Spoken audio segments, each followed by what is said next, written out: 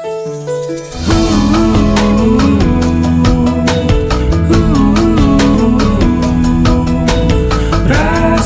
TV untuk Islam yang satu.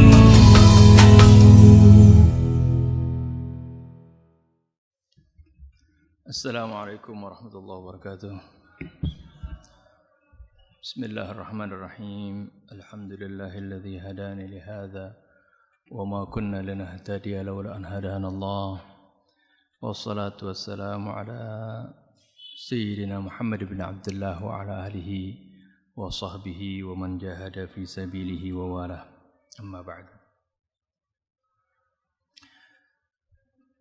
Para hadirin dan hadirat sekalian yang dimuliakan Allah Subhanahu wa taala. Sama sekali kepada guru kita Ustaz Khairi Nurdi. Semoga Allah Subhanahu wa taala senantiasa memberikan kesehatan, kekuatan dalam perjuangannya menyampaikan dakwah mengikuti sunnah Rasulullah sallallahu alaihi wasallam. Ibu-ibu dan bapak-bapak sekalian, sedikit saya ingin menerangkan hal-hal terkadang kita melihat sesuatu yang besar saja dalam amal-amal soleh, hal-hal yang kecil tidak kita perhatikan. Kita mungkin pernah dengar, saya juga suka menyampaikan tentang gambaran Islam yang Allah Subhanahu wa taala gambarkan dalam surah Ibrahim ayat 24-25. Yang Allah gambarkan bagaikan pohonan itu, ya, yang akarnya menghujam ke bumi, dahannya menjulang ke langit, yang memberikan kebaikannya setiap saat, setiap waktu, kullahin tu'ti'u kullahinin bi'idzni rabbiha. Dan juga kita gambarkan kalau dalam hadis yang diriwayatkan oleh Imam Bukhari dan Muslim, yang diriwayatkan oleh Abu Hurairah radhiyallahu anhu,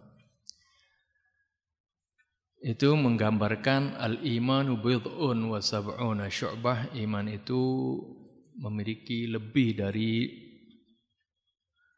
70 cabang. Dalam riwayat yang lain, ya biasa kalau riwayatan kan ada yang lupa, bid'un wa sittuna syu'bah, ya, saya ambil yang terbanyak aja. Jadi lebih dari 70 cabang. Kalau sittun 60, ya. Rasulullah katakan afdaluha qaulu la ilaha illallah wa adnaha imatatul adza 'anit thariq. Yang paling utamanya adalah ucapan la ilaha illallah, ya, karena ini adalah kalimat tauhid, kalimat thayyibah yang digambarkan dalam surah Ibrahim tersebut. Dan ini juga kalimat yang langsung merubah status seorang yang asalnya apakah dia musyrik, apakah dia kafir, apakah dia ateis, langsung berubah menjadi muslim dengan kalimat syahadat la ilaha illallah Muhammadur Rasulullah. Kalimat tauhid ini adalah yang ibarat yang utamanya. Kemudian wa adnaha imatatul adza 'anit thariq, yang paling rendahnya adalah, ya, Rasulullah katakan, berikan contoh, menyingkirkan gangguan yang ada di jalan. Ini juga bagian daripada iman. Dari 70 cabang iman tersebut. Ini jangan dipahami hal ini, ya, hanya seperti itu, ya, seperti kalimatnya. Jangan difahami secara tekstual saja apa yang Rasulullah terangkan ini.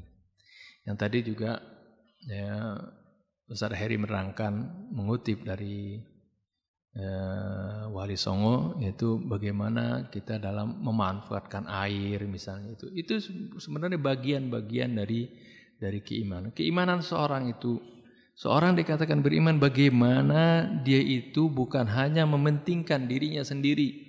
Gak ada itu egois, ya. Di dalam Islam seorang mukmin itu tidak egois. Seorang muslim itu walaupun seandainya dia itu ibadahnya kuat, ya, dia puasa setiap hari, ya, bangun malam setiap hari, tapi nggak ada kepeduliannya, dia termasuk orang yang sahun, Ibu. Ya, yang Allah Subhanahu wa taala sebutkan, ara'aital ladzi yukadzibu bid-din fadzalika alladzi yad'ul yatim wa la yahuddu 'ala ta'amil miskin fawailun lil musallin. Neraka wail bagi al-musallin, orang yang terlihatnya nampaknya sholat. Celaka bagi mereka. Nah, kok bisa celaka? Kan tadi dia benar-benar ibadah. Fawailul musallin alladzina hum an salatihim sahun, yang mereka lalai dari nilai salatnya. Sahunnya bagaimana? Apa lalai? Hanya mungkin dia terlambat sholatnya, harusnya jam 12 misalnya jam setengah 1 atau jam 1, ya. Atau seperti apa yang dimaksud sahun? Lalai. Ini diterangkan di ayat berikutnya, ya. Jadi Al-Quran itu di samping hudan linnas, terbagi saya terangkan di radio, dia sebagai hudan linnas, tapi juga wabayyinatin minal huda. Di samping dia itu petunjuk bagi manusia, dia ini buku petunjuknya Al-Quran. Tapi juga Al-Quran ini sendiri itu menjelaskan petunjuknya itu. Sehingga Sayyidina Ali mengatakan,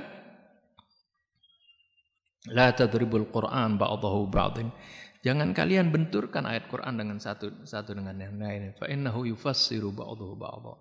Karena Al-Quran saling menafsirkan satu ayat dengan ayat yang lain. Nah, ayat ini, sahun ini ditafsirkan dengan ayat berikutnya. Siapa itu yang orang yang sahun di dalam salatnya? Lalai. Alladzina hum, pertama, yura'un. Mereka riya. Salatnya ya, bukan karena Allah. Atau karena Allah juga, tapi karena manusia juga. Supaya dilihat dia, oh orang yang soleh nih. Supaya dia lihat, oh orang yang ahli ibadah nih. Supaya nanti kalau dia mencalonkan misalnya jadi caleg, dia mendapatkan suara yang banyak. Sholatnya itu karena Allah, tapi juga ada karena itu. Allah nggak terima. Kalau Allah itu paling nggak suka diduakan, ya. Allah itu tidak suka diduakan, disekutukan. Ana aghnal aghniya minasyuraka, dalam satu hadis qudsi. Aku adalah zat yang paling tidak suka, ya, diduakan, dimadu istilahnya. Itu riya tadi. Jadi kita diperintahkan ibadah harus dengan bersih, dengan ikhlas, semurni-murninya ibadah. Wa ma umiru illa liya'budullaha mukhlishina lahuddin. Mereka tidak diperintahkan melainkan untuk mengabdi kepada Allah. Mukhlishina lahuddin, dengan memurnikan pengabdian kepadanya. Ini, jadi kalau enggak murni, Allah enggak terima. Seperti itu. Kalau enggak murni karena Allah, Allah enggak terima.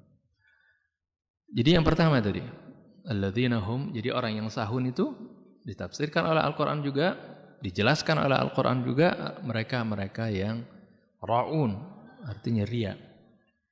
Dan juga wayamna'un al-ma'un, dan mereka enggan memberikan bantuan-bantuan yang kecil sekalipun terhadap sesamanya. Ini jadi mereka dianggap lalai karena satu, dia salatnya tidak ikhlas karena Allah. Yang kedua, karena egois, enggak mau memperhatikan orang lain. Itu juga dalam tadi, ya, bagaimana cara berwudu, kita suruh berhemat dalam menggunakan air, itu bagian daripada Mementingkan bukan untuk diri kita saja, air ini untuk anak cucu kita, untuk orang lain, ya, untuk kelanggengan kehidupan, ya,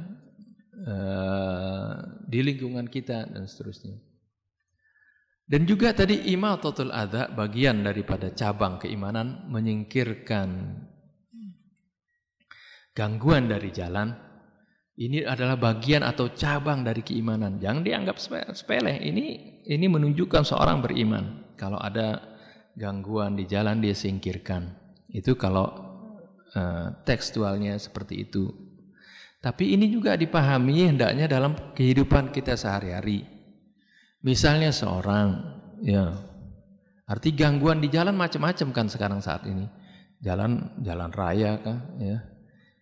Termasuk, ya, menghindarkan gangguan di jalan itu agar supaya orang tidak celaka, agar supaya tidak terjadi tabrakan, termasuk, ya, kalau kita mematuhi peraturan lalu lintas, ya, misalnya kita mematuhi, ya, kalau lagi lampu merah nggak diterobos seperti itu, ya, itu bagian daripada menyingkirkan gangguan. Sebab dengan kalau kita patuhi ini tidak terjadi gangguan apa tertabrak seperti itu atau terjadi, ya, tabrakan. Ini bagian dari imatatul adza anit thariq. Jangan anggapan, wah, ini kan bukan peraturan Al-Qur'an. Ini bukan anjuran, enggak ada hadisnya, undang-undang lalu lintas tuh. Enggak ada kan di hadis kan. Ya. Tapi ada di hadis, yaitu bagaimana, ya, kita diperintahkan untuk memperhatikan bukan hanya keselamatan diri kita, tapi juga keselamatan orang lain. Nah, kalau ini diterjemahkan dalam suatu peraturan, maka terbentuklah misalnya peraturan tentang undang-undang lalu lintas itu. Ya, Rasulullah kan bilang, ya, la dharara wa la dirar.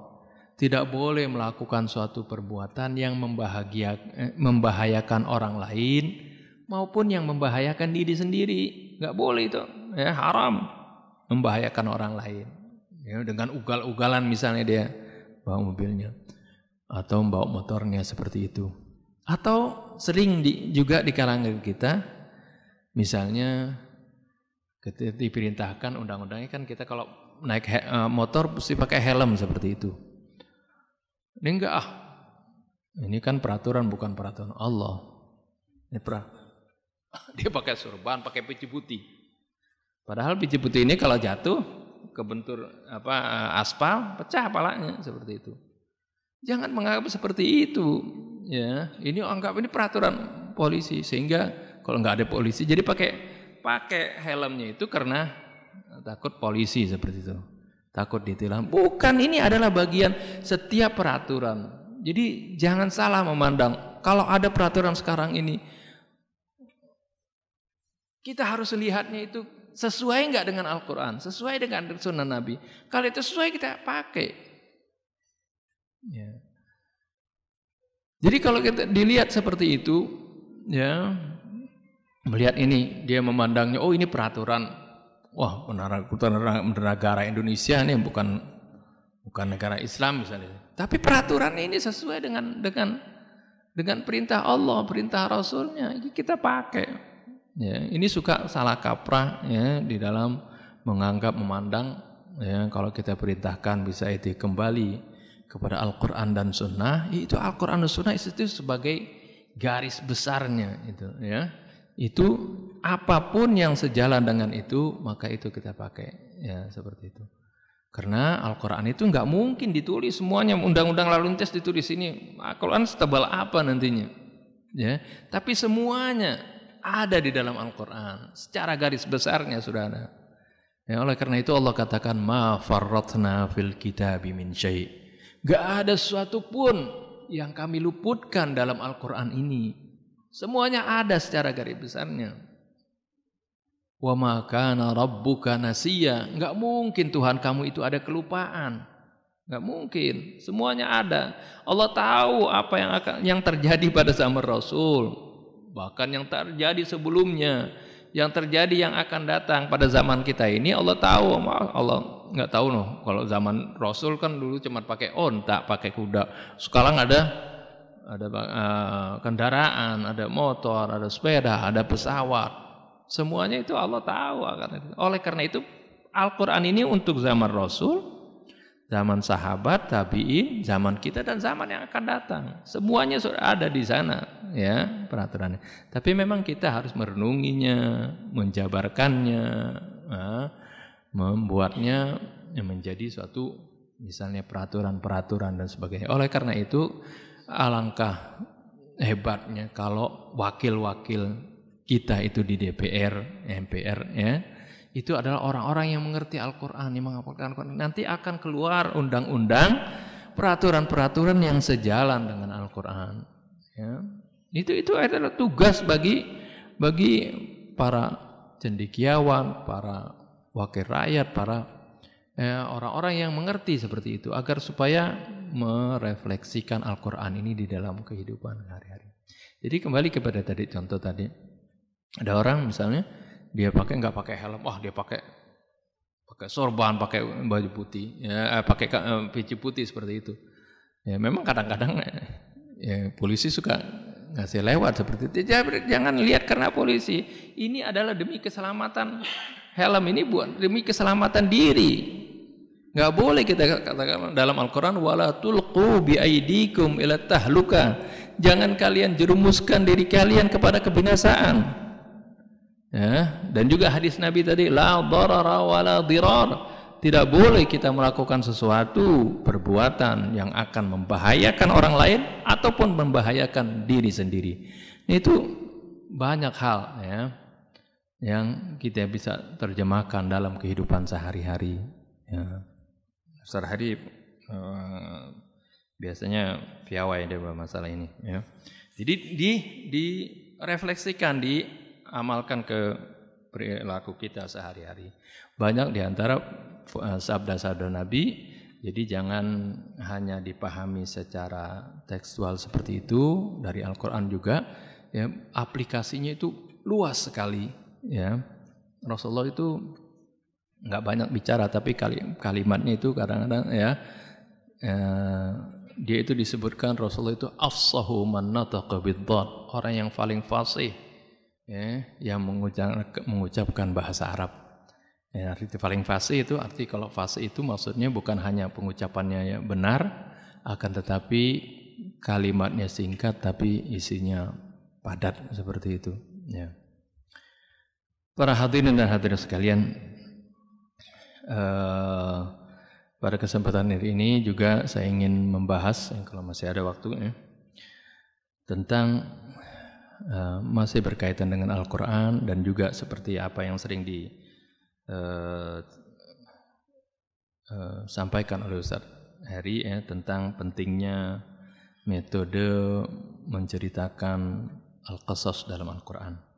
Ini manhajut tarbawi fil Quran ya. Arti metode pendidikan di dalam Al-Quranul Karim. Ya, Allah Subhanahu wa taala memberikan ya metode cara ini kepada Nabi kita Muhammad SAW.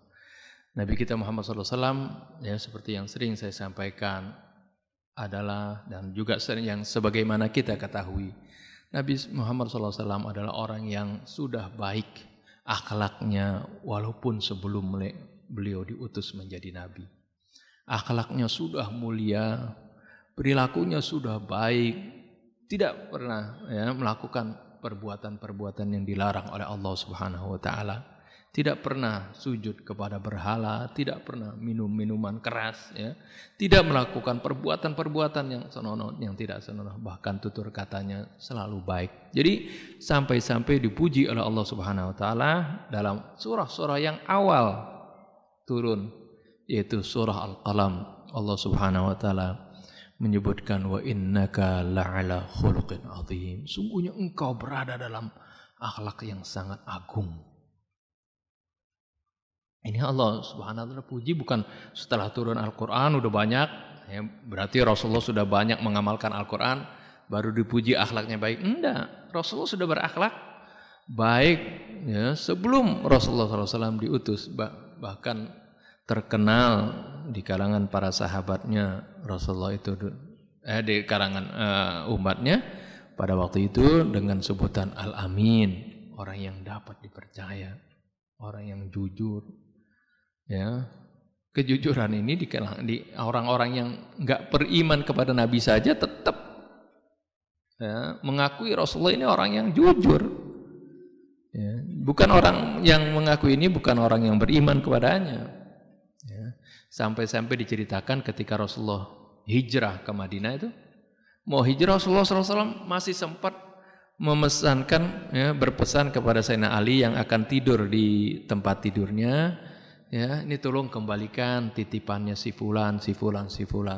Mereka itu menitipkan barangnya kepada kepada Rasulullah. Orang-orang yang enggak beriman kepada Rasulullah tapi menitipkan barangnya kepada Rasul, karena Rasulullah SAW mereka sudah tahu pribadinya adalah orang yang baik, ya, tapi mereka tidak beriman karena ada kesombongan di dalam hatinya, ya, ada kezaliman di dalam hatinya.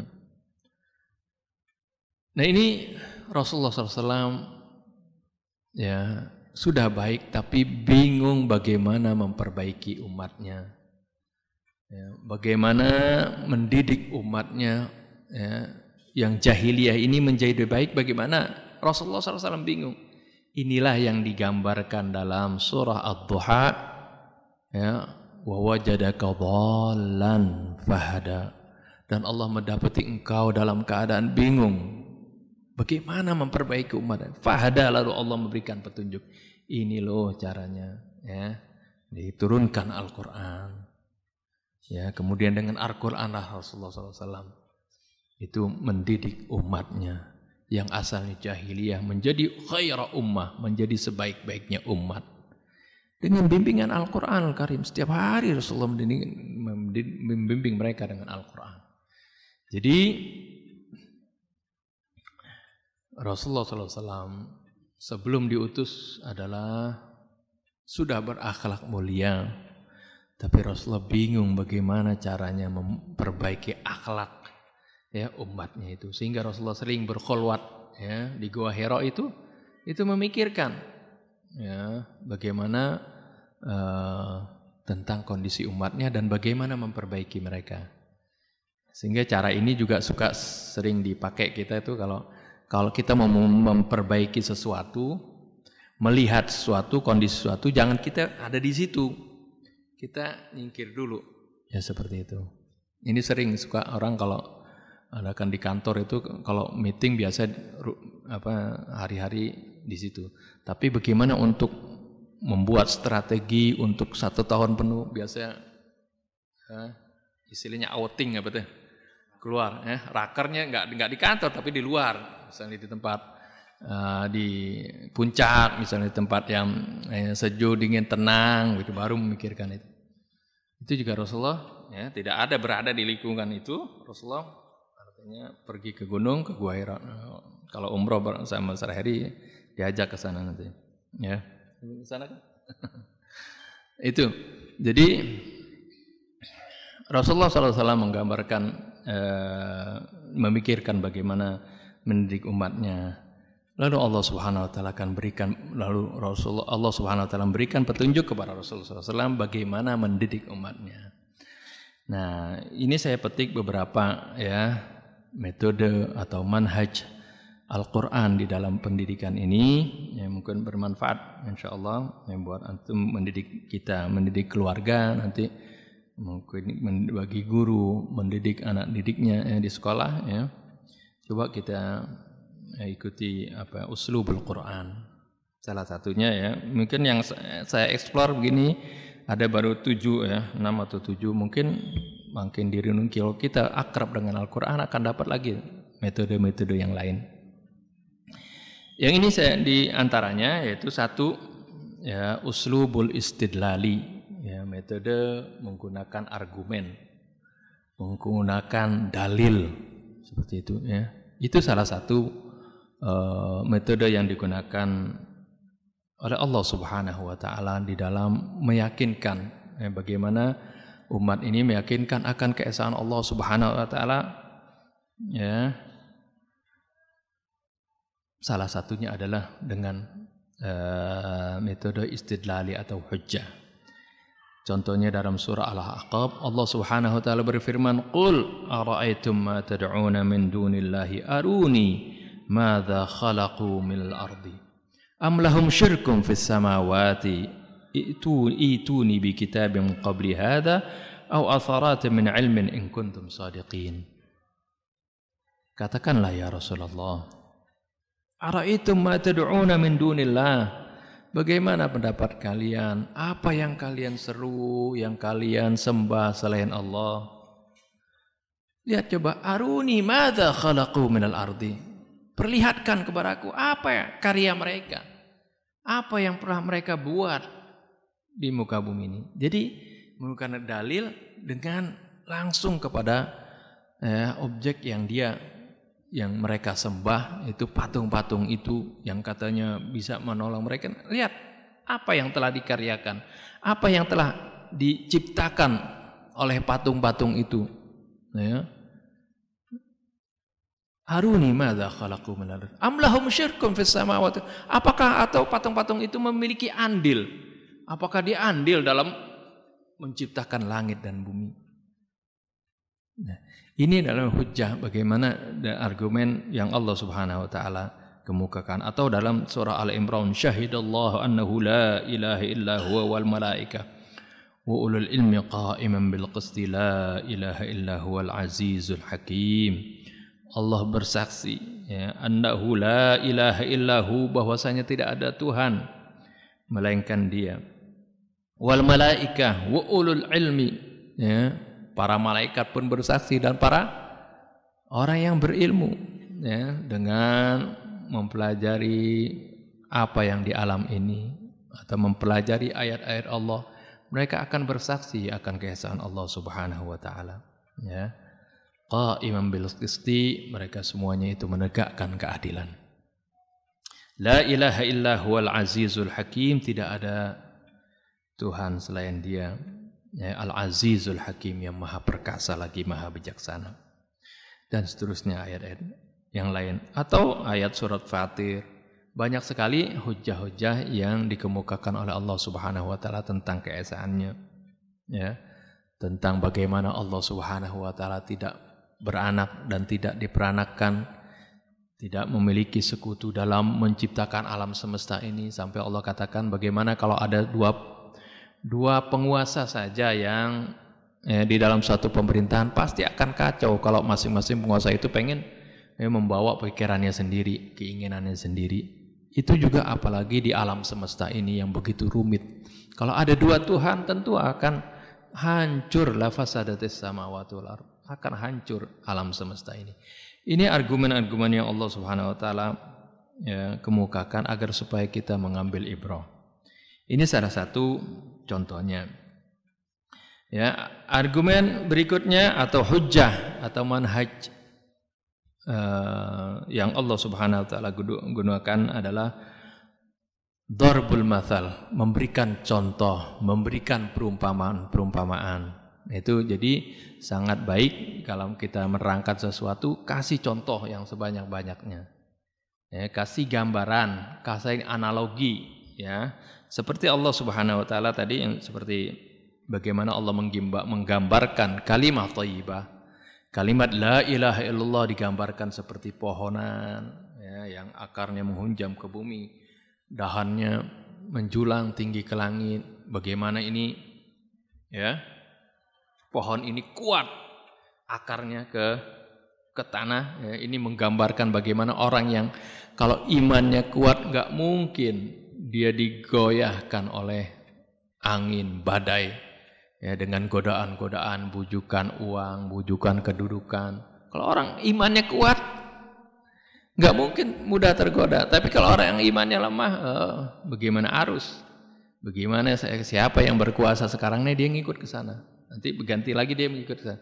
Ini bukan pribadi mukmin yang kuat. Kalau pribadi mukmin yang kuat nggak mungkin digoda, yang mudah digoda oleh bujukan, berbagai godaan. Pohon kuat juga seperti itu. Walaupun tinggi pohonnya menjulang, tapi akarnya yang kuat, walaupun ada angin, badai, hujan, dia tetap kokoh. Tapi kalau pohon yang akarnya nggak kuat, ya, mudah tumbang seperti itu. Dan dia juga tu'ti ukulaha tadi, memberikan kebaikannya, buahnya, kullahinin, setiap waktu. Ini Allah gambarkan bagaimana seorang mukmin. Ya, kebaikannya itu enggak hanya momen-momen tertentu, hanya berbuat baik kalau bulan Ramadan, hanya menyantuni anak yatim kalau 10 Muharram, seperti itu enggak. Memang anak yatim makannya setahun sekali, seperti itu kan. Itu tiukulaha kullahinin. Dan ini juga sebenarnya Allah gambarkan dengan pohon. Kalau dulu para mufassir dulu menafsirkan, oh apakah ini pohon korma, ya? Tapi pohon korma enggak berbuah setiap saat. Padahal di sini Allah gambarkan, ya, kullahinin. Kalau pohon korma memang akarnya itu menghujam. Tapi ini sebenarnya ini pohon gambaran, ya, tamtsil dari Allah. Dan ini juga sebenarnya mungkin isyarat dari Allah Subhanahu wa taala bagaimana, ya, nanti, ya, makin ke sini pohon yang asalnya berbuahnya cuma setahun sekali mungkin bisa setahun 2 kali dan seterusnya. Ini isyarat nih. Ini tantangan bagi, ya, lulusan-lulusan IPB, ya, pertanian, ya. Ini tantangan bagaimana menjadikan pohon itu yang asalnya berbuah setahun sekali bisa setahun 2 kali dan seterusnya. Ini sudah terbukti dalam padi misalnya, yang dulu kita panen padi ada yang setahun sekali, kemudian bisa setahun 2 kali, bisa setahun 3 kali. Dan juga sekarang, ya, dalam buah pun sudah mulai ada buah enggak musim setahun sekali, tapi bisa lebih dari itu. Ini isyarat-isyarat dari Allah. Ini kalau orang di bidangnya masing-masing mau mempelajari hal ini, dia akan menemukan sesuatu. Ya, kalau dulu orang mengatakan, katanya seorang kalau paham-paham materialistis, ya, mereka mengatakan kalau makin banyak manusianya ini makanan makin berkurang. Makanan makin berkurang. Oleh karena itu mereka ciptakan peperangan supaya manusianya berkurang, supaya makanan ini cukup. Padahal enggak.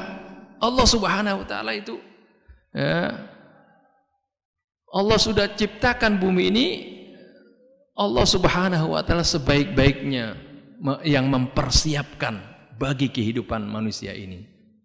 Allah sudah siapkan ilmunya bagi manusia ini, bagaimana mereka mengeksplor, merekayasa, kemudian, ya, menjadikan tumbuhan ini menjadi, ya, banyak beragam untuk bahan konsumsi manusia.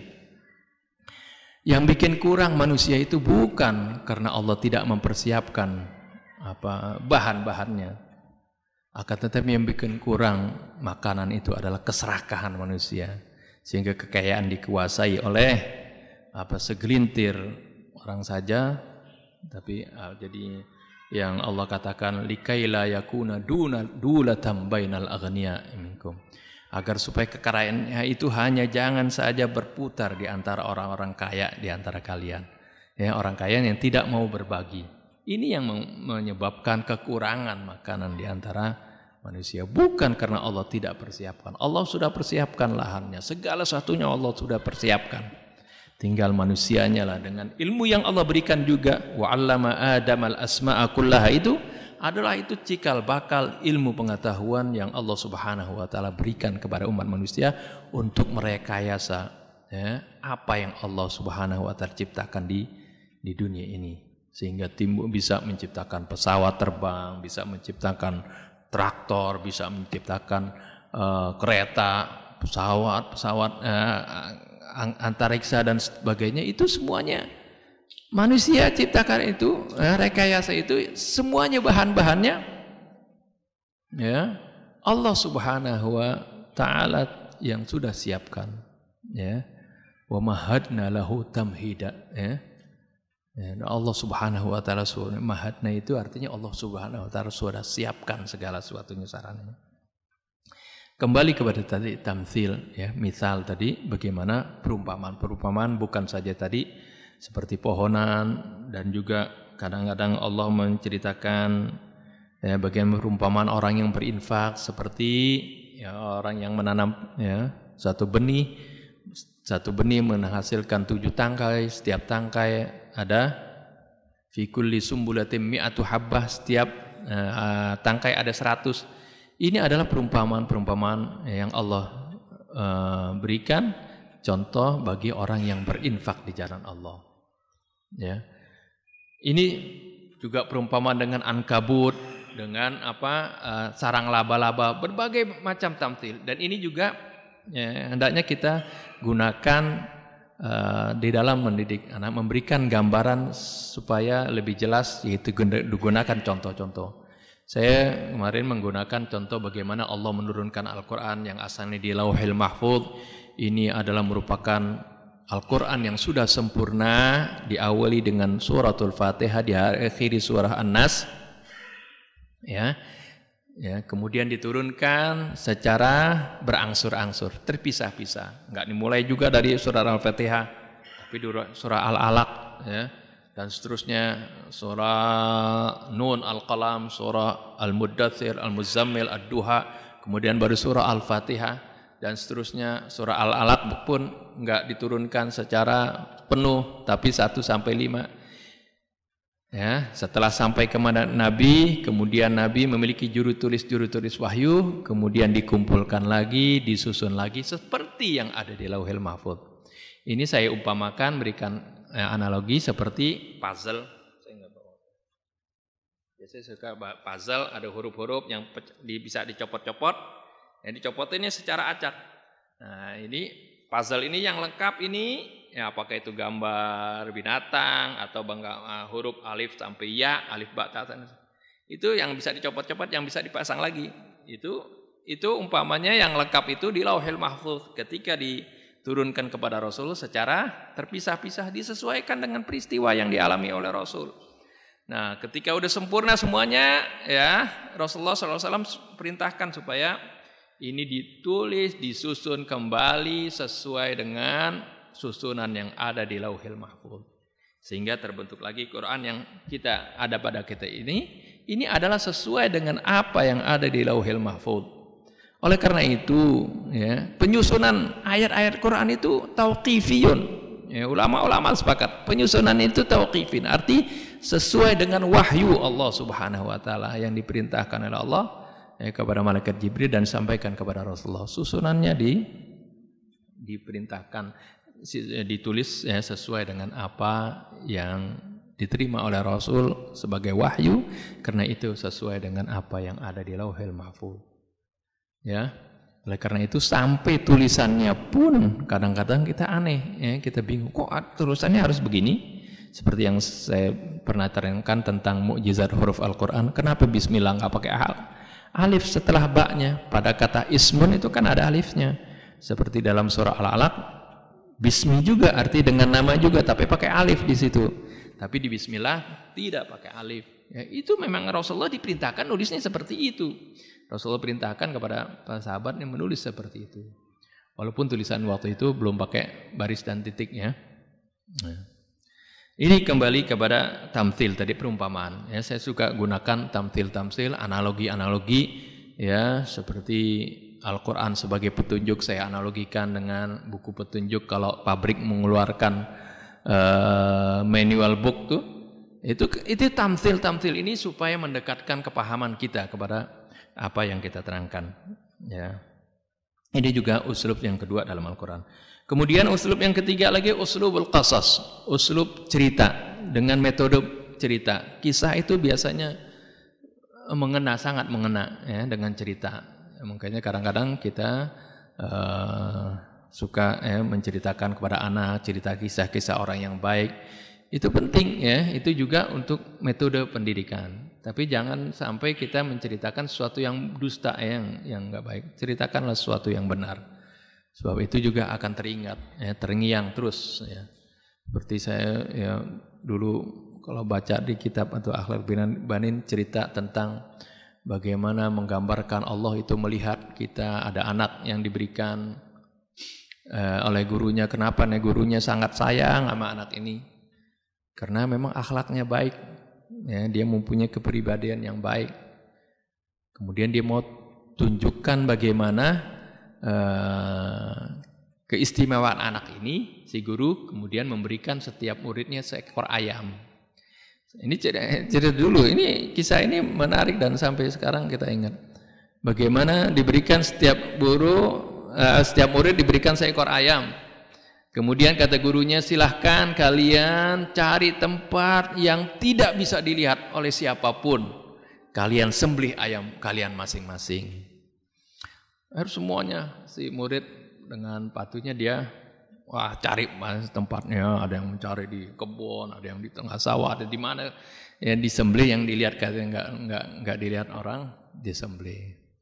Sudah selesai semuanya, ya. Kira-kira ditentukan waktunya sudah kembali kumpul semua, ya, tinggal si anak tadi ternyata semuanya sudah menyembelih hewannya, ayamnya, kecuali si anak tadi yang disayang oleh gurunya tadi, yang kadang-kadang dijelasin oleh teman-temannya, kok guru sayang banget, perhatian banget sama anak ini.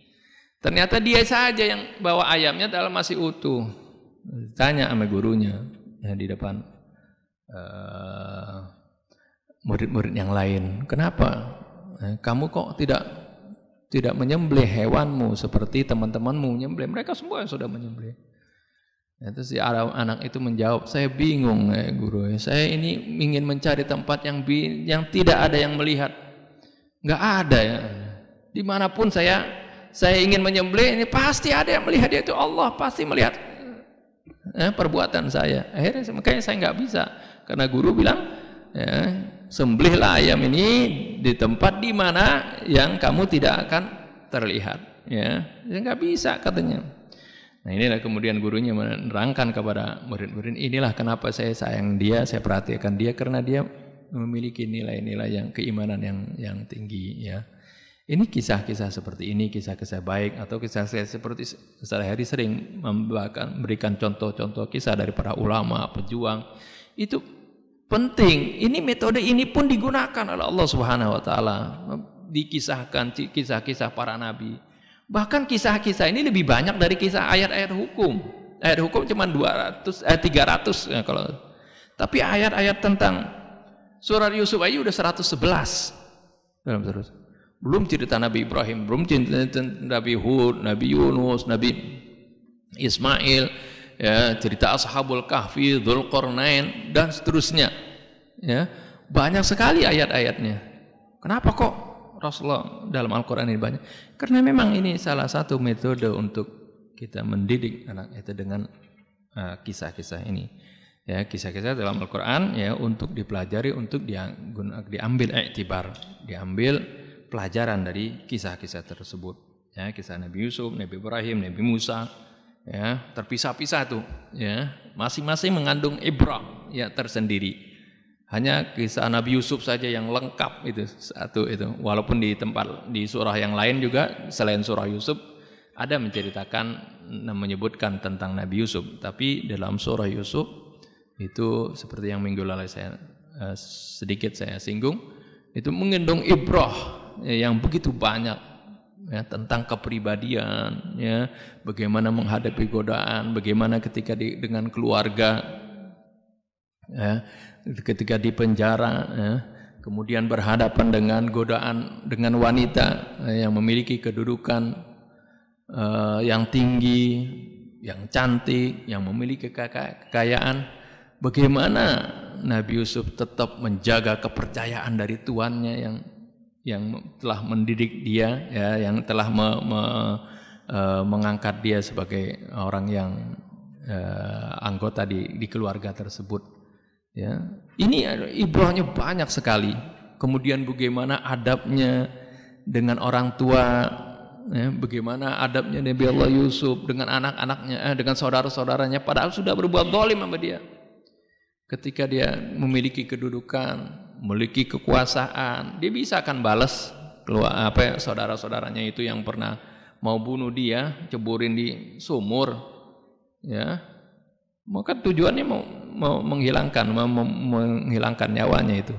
Tapi ya dimaafkan oleh Nabi Yusuf. Ini hebat sekali. Kalau orang biasanya maafin orang yang bersalah karena dia nggak mampu balas, udah maafin aja deh. Tapi orang itu ya itu bagus dia memaafkan. Tapi lebih hebat lagi ya kalau orang mampu balas, memiliki kekuasaan, dia memaafkan. Wah, itu baru gentleman, ya. Itu baru orang yang berakhlak mulia. Al-afu indal maqdirah namanya. Maaf, memberikan maaf ketika punya kemampuan untuk membalas. Ya. Seperti ini dilakukan oleh sama Rasulullah SAW juga melakukan hal yang sama terhadap orang-orang kufar Quraisy yang dulu ya memusuhi dia dan hendak membunuhnya. Berikutnya uslubul hiwar. Uslub hiwar, uslub dialog. Ya. Dalam Al-Qur'an banyak sekali dialog. Dialog dengan ahli kitab, dialog dengan orang-orang musyrik, ya. Itu banyak sekali. Dialog, bahkan ada seorang ulama menulis al-hiwar fil Quran setebal ini. Ya, dulu sebagian dirasil juga sudah saya kemukakan. Ya, di antaranya dalam surah An-Nisa, ya ahlal kitab la taghlu fi dinikum wa la taqulu 'ala Allahi illa al-haq. Innamal masihu Isa ibn Maryam rasulullah wa kalimatuhu alqaha ila Maryam wa ruhun minhu. Dengan ahli kitab, ya. Juga dalam dialog bagaimana Allah gambarkan, ya, hendaklah dicari persamaannya. Qul ya ahlal kitab, ini dalam surah Al-Imran ayat 64. Ya ahlal kitab ta'alau ila kalimatin sawa'im bainana wa bainakum. Hai ahli kitab, marilah kita berdialog mencari titik temu, kalimat yang sama di antara kita dan kalian. Kita ini berdialog seperti itu supaya ya terjadi, ya walaupun ada perbedaan nanti supaya tetap terjadi kerukunan. Kalau kita banyak di antara kita bukan cari persamaan, walaupun persamaan di antara kita ini ada 95% atau 98%, tapi ada perbedaan, itu yang dicari, itu yang dipermasalahkan. Persamaannya kagak.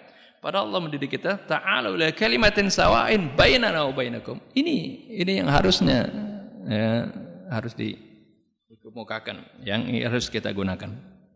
Jadi kalimat yang persamaan, titik persamaan dan di antara kita, ya, agar supaya terjadi dialog yang benar-benar mencari kebenaran, bukan mencari pembenaran atau cari kemenangan, ya. Kemudian berikutnya lagi adalah uslub al-wa'di wal wa'id. Ya.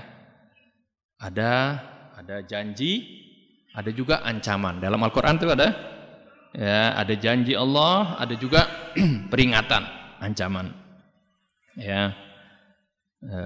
Seperti wa basyiril ladzina amanu wa 'amilus shalihati anna lahum jannatin tajri min tahtihal anhar, ya, dan seterusnya. Janji Allah terhadap mereka-mereka yang beriman dan beramal saleh.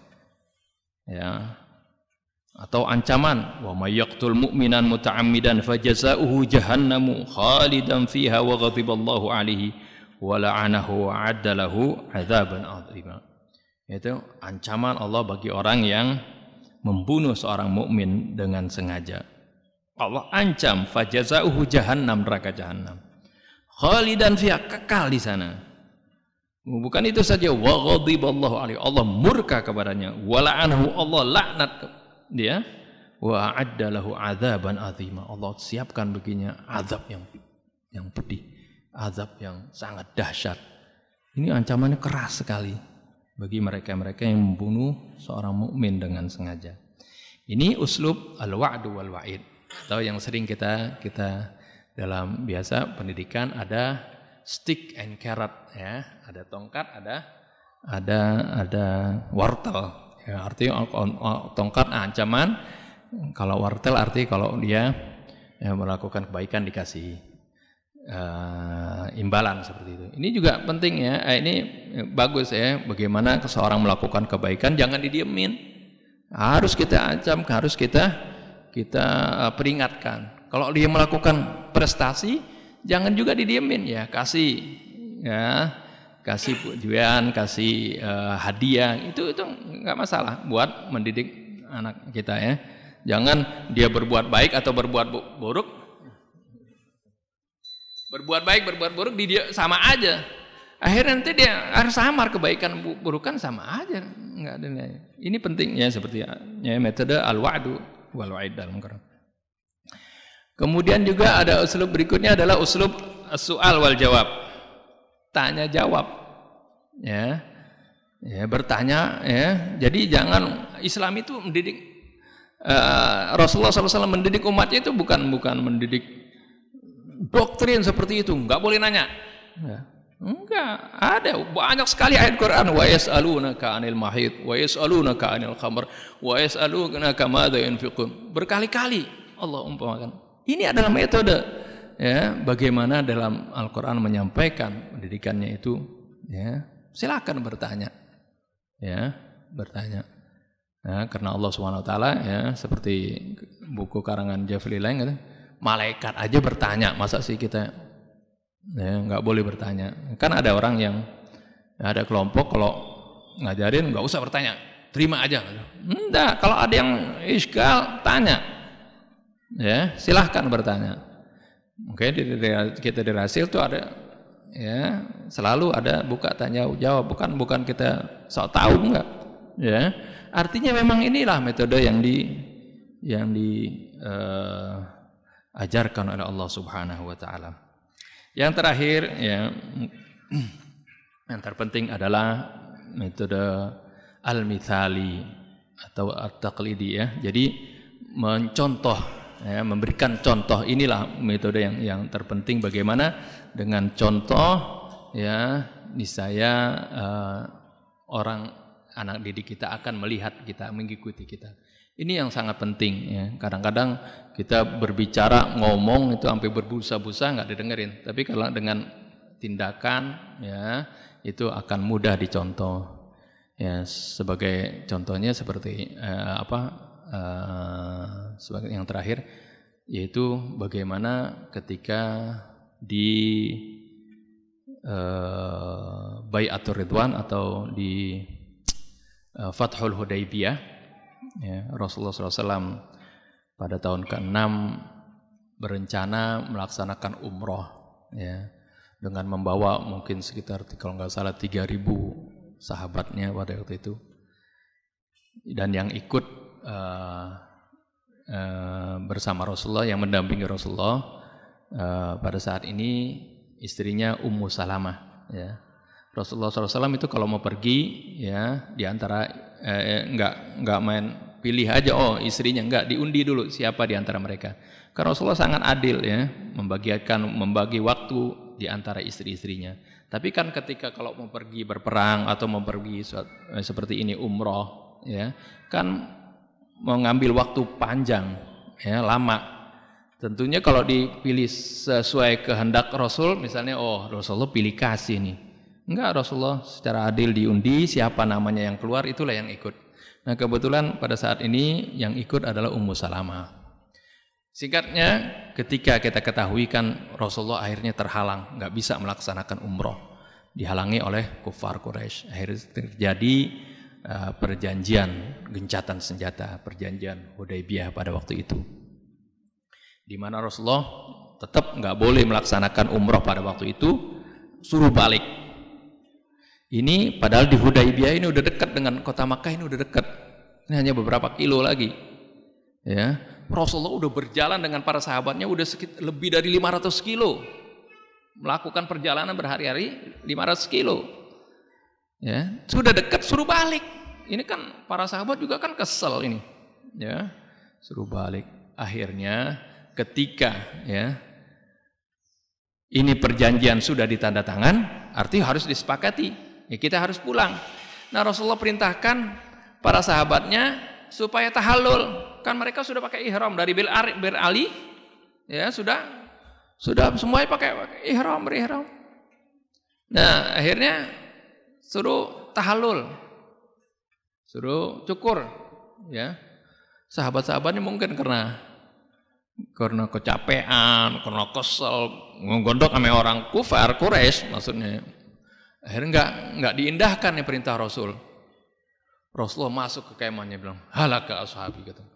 Wah, celaka nih sahabatku. Amartuhum falam yuti'uni. Aku perintahkan mereka enggak ikutin. Terus apa kata Ummu Salamah? Ya Rasulullah, ya. Udah, jangan kamu keluar aja, jangan kamu keluar lagi, jangan nyuruh, jangan ngomong apa-apa. Kamu saja contohkan kepada mereka, kamu sendiri yang tahallul sendiri, kamu cukur ya terlebih dahulu, dan kamu sembelih hewan korban kamu. Akhirnya Rasulullah dengerin saran dari Ummu Salamah ini. Ya Rasulullah keluar, enggak merintah, enggak nyuruh lagi deh. Ya, Rasulullah keluar, setelah panggil tukang cukur, cukur. Ya, Rasulullah sembelih hewannya. Akhirnya kemudian melihat ini para sahabat langsung enggak pakai disuruh lagi, ngikutin semuanya bertahallul. Ini menunjukkan bagaimana tindakan lebih hebat daripada ucapan. Ya, inilah taklid yang dicontohkan oleh Rasulullah SAW. Dan memang diperintahkan bagaimana kisah-kisah para nabi terdahulu. Kemudian Allah Subhanahu wa taala setelah menceritakan itu, ya ulaikal ladzina hadahumullah fabihudahum muqtadih. Ya, mereka itu adalah para nabi yang Allah sudah berikan mereka hidayat, maka dengan hidayat mereka, petunjuk mereka, hendaknya kamu ya Rasulullah mengikuti mereka. Nah, ini metode taklidi ini, metode al-mithali, ya, ini sangat penting ya dalam manhaj tarbawi dalam Al-Quran. Saya rasa ini saja yang dapat saya sampaikan. Lebih kurang saya mohon maaf. Billahi taufik wal hidayah. Wassalamualaikum warahmatullahi wabarakatuh.